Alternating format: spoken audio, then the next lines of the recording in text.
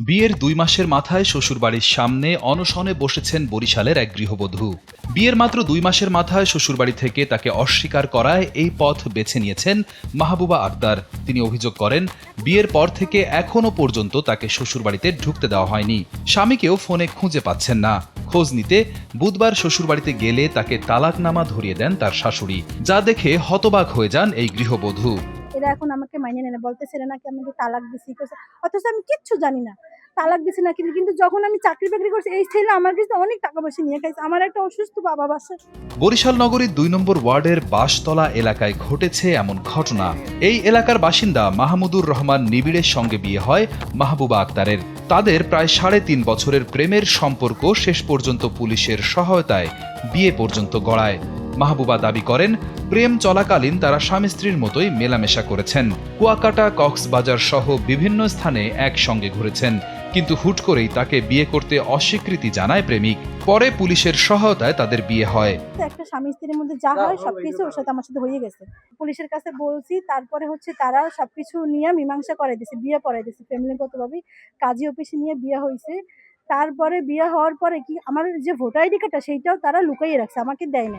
দুই পরিবারের উপস্থিতিতে বিয়ে হলেও তাকে মেনে নেয়নি শ্বশুরবাড়ির লোকজন। মাহবুবার মা অভিযোগ করেন, বিয়ের পর একদিনও শ্বশুরবাড়িতে থাকতে দেওয়া হয়নি তার মেয়েকে। ওই তারিখে রাত্রে মেয়ে পাঠাই দিচ্ছে। মেয়ে সারা রাত্র 1টা-1:30 পর্যন্ত এই গলিতে ছিল।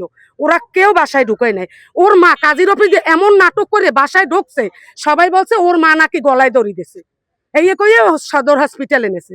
তারপরে মেয়ে পাঠাই দিছি, কিন্তু মেয়েদের সবাই এরা বাসায়। এদিকে ছেলেকে ফাঁদে ফেলে বিয়ে দেওয়া হয়েছে বলে দাবি করেন মাহবুবার শাশুড়ি। তিনি জানান, তার ছেলেকে জোর করে বিয়ে দেওয়া হয়েছে। আমার ছেলের ও ট্রাপে ফলাই বিয়ে করছে, আর কিচ্ছু না। এটা ওদের ব্যবসা, বুঝছেন? ওদের ব্যবসা এটা। কাজী অফিসে গেছে, আমার ছেলের ধরে নেছে। ওই মেয়ে যায় মিথ্যা মামলা দিয়ে ধরে নেছে, অফিস দিয়ে। খবর পেয়ে ঘটনাস্থল পরিদর্শন করেছে পুলিশ। তারা জানিয়েছে, লিখিত অভিযোগ দিলে আইনগত ব্যবস্থা নেওয়া হবে।